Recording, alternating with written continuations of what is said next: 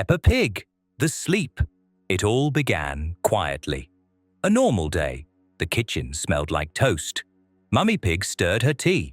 Daddy Pig read the newspaper, occasionally grunting and turning a page. George was drawing a dinosaur. Peppa sat by the window. The sun looked pale, almost glassy. The sky was light, but without light, as if the day was only pretending to be day. Everything seemed normal, until the evening. George was the first to fall asleep, early. Right at the table, with his head on his arms, he didn't say a word, didn't yawn, he just closed his eyes. Peppa tried to wake him, shook his shoulder, called his name. No reaction. He was breathing calmly. His face was peaceful. Daddy Pig carried him to bed. Mummy Pig said softly, "He must be tired." But her eyes looked uneasy. The next morning, Mummy Pig didn't wake up. She lay still, as if in a deep sleep. Peppa called to her, shook her gently. Nothing, just slow breathing. Her lips slightly parted. Daddy Pig said nothing. He brought her tea. Nothing. Shook her. No response. He just stood there, staring, clutching the newspaper. The next day, Daddy Pig fell asleep too, in his chair, newspaper on his lap, eyes open. Peppa leaned in. He didn't blink, didn't move, but his chest rose and fell, as if breathing, but not on purpose. Peppa was alone. At first, she tried to follow the usual routine, made herself breakfast, sat by the window, drew pictures, talked out loud.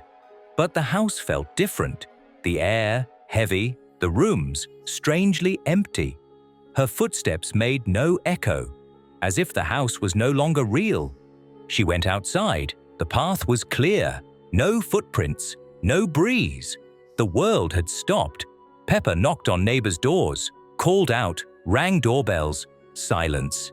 Behind the windows, silhouettes, some lying down, some sitting, all still.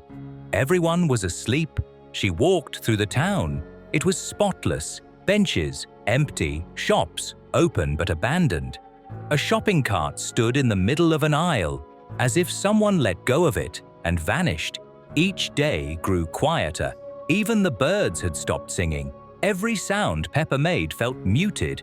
She banged on pots, bounced a ball off the wall, dropped a plate. Everything sounded distant, as if she were underwater.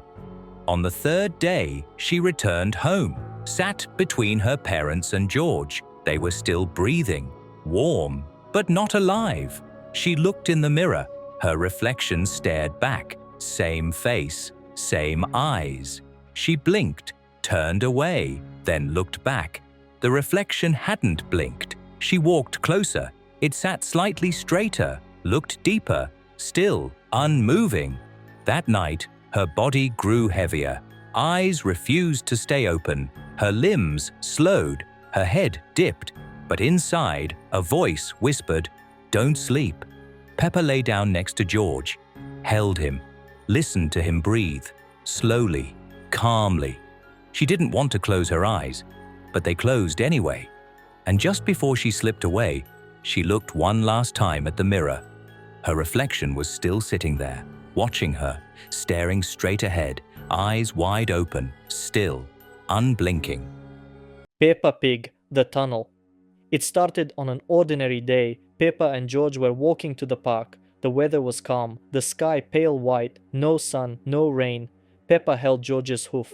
He was quieter than usual. They passed the swings, the benches, and then George stopped. Peppa looked ahead. Between the bushes was an opening that hadn't been there before. The ground dipped slightly, like it had sunken. The entrance was low, stone-lined. Too neat, too precise. Peppa frowned. George let go of her hoof and stepped forward, without a word, calmly, as if he knew where he was going. She called out, but he was already gone. The tunnel was darker than it should have been. The light from behind didn't reach in. Peppa entered. One step, then another, until she was surrounded by thick, sticky silence. She walked along the narrow stone passage, each step echoing dull and strange, like the ground wasn't quite ground. The walls weren't wet, but they smelled of damp stone, and the air felt perfectly still, like no breeze, no echo. When Peppa stepped out, she found herself in the park. At first glance, the same one, but something was off. The trees were taller, their branches too symmetrical. The swings hung still, even with no wind. The grass was pale, the sound muffled, no birds. The park sign had the same shape, but the letters were wrong. They looked copied, like someone had drawn them from memory. She walked home. It was where it should be. Same roof, same windows, but the door hung crooked, and on it was a plaque that read, "The Pig Family," written in a style that wasn't theirs. Inside, the house smelled like home, but only in the hallway. Further in, the scent vanished. The kitchen had 3 cups, one half full, 2 empty and unwashed. Daddy Pig was sitting at the table, but when she blinked, the chair was empty. The family photos on the wall looked old. They showed her George, Mummy, Daddy, but the faces were wrong. Office. Like someone tried to recreate them from memory. She went upstairs to her room. The toys were in the right places, but George's dinosaur had blue eyes, not black, and her favorite doll was facing the wall. She had never left it like that.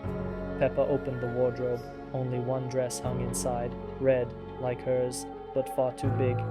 On the windowsill lay a drawing, done in pencil. It showed the tunnel. Beneath it, a note in a child's writing, "I'm inside." In the backyard stood another tunnel, wider, not the same, but similar. Peppa peered in. Nothing, just darkness. On the ground before it sat a pale stone. Pressed into it, a small hoof print. She walked back to the park. It was still empty, but on every bench lay a toy, each one slightly wrong. A doll with 2 left legs, a bear with both eyes on one side. Returning home took longer. Each step stretched. When she arrived, the door was open. On the hallway floor, footprints, wet, leading inward. The lights were on inside, but when she called out, no one answered. By the 4th day, she stopped calling. The tunnel behind the house was gone. The photos on the wall had faded, and in her room, another dress, smaller. In the kitchen, 4 cups. One was new. On it was the name Peppa, but not in her handwriting. Sometimes at night she hears footsteps in the hallway, and a child's voice, software, not quite her own. It calls someone by name, and each time she feels more certain it's calling her. Peppa Pig. The Smile Game. It all started on an ordinary day. During recess, under a grey sky, the children were playing in the schoolyard. Peppa sat on a bench next to Susie. Rebecca was building a tower out of sticks. Danny was chasing a ball. And Candy just stood there, watching, for a long time, without blinking. Then she said, "Let's play a game. Who can smile the longest?" Everyone laughed. "But there are rules," she added. "No blinking, no looking away, and no stopping." "What's the prize?" asked Pedro. Candy smiled. "The winner stays." They stood in a circle. 6 children, 6 faces, 6 smiles. At first it was fun. They giggled, made faces. Someone even sneezed from laughing too hard.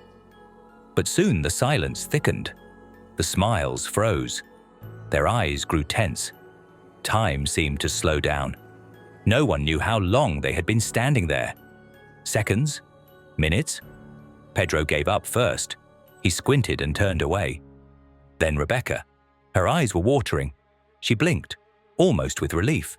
3 remained: Peppa, Susie, and Candy. No one spoke, only smiles, only staring eyes. Susie blinked. Candy won. But she didn't stop smiling, even when the game was over. The next day, Susie didn't come to school. "She's sick," said the teacher, but she said it too quickly. No details. Pedro was gone too, and Rebecca. Candy sat at her desk, the same smile on her face. She didn't blink the entire lesson. She wrote, ate, breathed, without blinking. Even when others whispered, even when the teacher called her name, she just stared and smiled. At recess, Peppa approached her. "Where's Susie?" she whispered. Candy slowly turned her head and smiled even wider, so wide her cheeks looked stretched. No words, no blinking.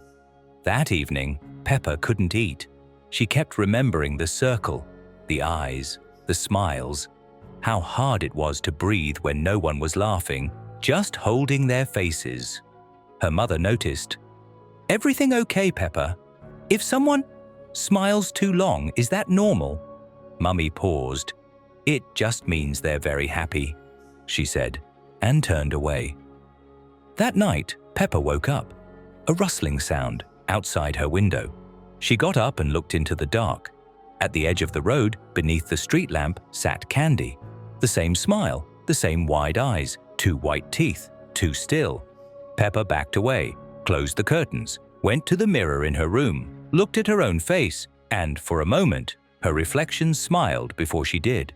The next morning, Candy wasn't at school, but on Peppa's desk lay a white sheet of paper. On it, a circle. Inside, a face. Too simple, too wide a smile. Black dot eyes. And beneath it, in thin writing, "Now you." When Peppa looked up, the classroom was empty, except for the mirror in the corner, and in it, her reflection, already smiling. Peppa Pig, the switch. The morning didn't start as usual. Peppa woke up with a strange feeling. The bed felt too wide, the blanket unfamiliar, the pillow too low. She lifted her hoof to push the blanket off and stopped. It was small, round, and trembling. She sat up. Everything around her seemed huge. The room stretched upward. The bed looked taller, the curtains like walls. Peppa slowly approached the mirror and froze. Looking back at her was George. Same posture, same eyes, but she was inside. She didn't scream. She couldn't. At the same time, in the next room, George sat up in bed. The blanket slipped from his shoulders. He looked at his hooves. Long, straight, wrong. He stood, walked to the mirror. In the reflection, Peppa, frightened. He opened his mouth, but silence. No words, no sound. His throat strained. Nothing came out. They met in the hallway, stared at each other. Peppa in George's body, George in Peppa's. 2 pairs of eyes filled with panic. They tried to speak, tried to say anything, but no sound came, only open mouths and silence.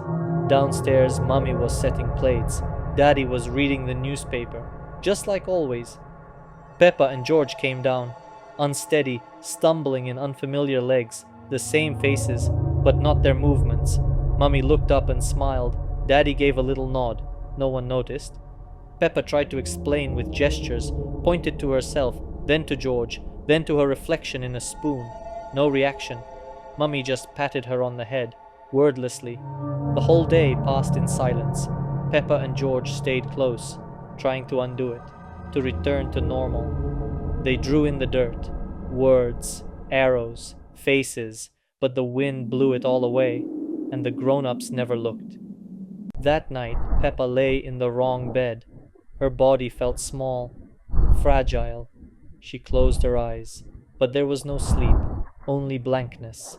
Footsteps in the hallway. She got up. So did George. They met by the stairs, walked together silently. Their legs trembled.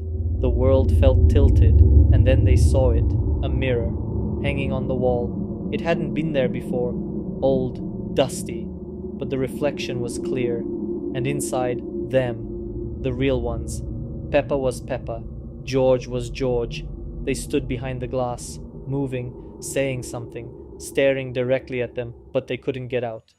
Peppa touched the mirror. George did too, and then vanished, like they had never been there at all. Morning. Mummy cooked. Daddy read. Peppa and George, still in the wrong bodies, sat down to eat, moving more confidently, looking at each other not with fear, but with quiet acceptance. No one noticed. One day passed, then another. They stopped trying to write, stopped looking for the mirror, stopped touching their faces. The new bodies felt normal, the way they walked, familiar. One day, Peppa looked into the window. A strange face looked back, but she didn't flinch. George sat near the wall and drew. He was drawing himself, but on the paper it was Peppa.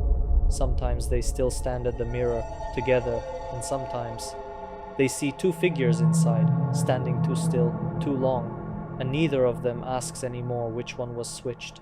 Peppa Pig Alone. Peppa woke up in her bed, quiet, too quiet, no kitchen sounds, no George's footsteps. The window was shut, but the daylight seemed dull and pale. She walked downstairs. 2 cups sat on the table in the kitchen. There was no steam. Mummy usually sang in the mornings. But now, silence. "Mummy," Peppa called. "George?" No answer, only a faint crackle from the radio, as if it had just been turned off. She walked through the whole house. All the rooms were in place, the beds neatly made, everything tidy, but no one was there. Peppa stepped outside. The grass was damp, the sky, the color of milk, cloudless. The neighbor's door was wide open, but inside, nothing. She knocked on Susie Sheep's door. No reply. Inside, the same eerie neatness. Toys perfectly arranged, an empty sofa, the clock ticking, tick-tick alone. There was no wind on the street, no birds, no cars. The playground was undisturbed, the sand perfectly smooth as if no one had ever played there. She returned home. Then, a click. The radio turned on by itself, static, and then, a voice, low, flat, emotionless. "You weren't supposed to wake up." Peppa froze. "Who is this? Where is everyone?" Silence. She walked through the house again. Doors led to the wrong places. The bathroom door opened to a staircase. The closet to someone else's bedroom. The mirrors turned dim. They showed rooms she wasn't in. She ran back to the radio. "Tell me where my mummy and George are." The voice returned. "We removed them while you slept. You weren't meant to wake up. You broke the order." Peppa cried. She hid under the table, hugging her knees. The whispering from the radio continued, but the words became less clear, as if someone was learning how to speak. The house grew darker. The wall clock stopped. Outside the window, nothing. No shadows, no footsteps, no trees, only blank whiteness, as if the world was being erased. A sheet of paper appeared on the floor, drawn in crayon, her room, and a single message. "There's no way back." The radio spoke again, now in her own voice. Perfect mimicry. Phrases she had already said. Repeated, like a recording, but slower each time, and more distorted. She didn't know how long it had been, whether it was day or night. But on the 7th time the radio said her name, a new voice came from the speaker, software, childlike. "Peppa, I'm outside, come out, only you, we'll start again." She walked to the front door, opened it, but it wasn't the street. Only whiteness, endless, a figure in the distance, tall, blurred, too thin, too still, and all that remained in the house, an open door, an empty radio, and a single line carved into the wall. Now everything is correct again.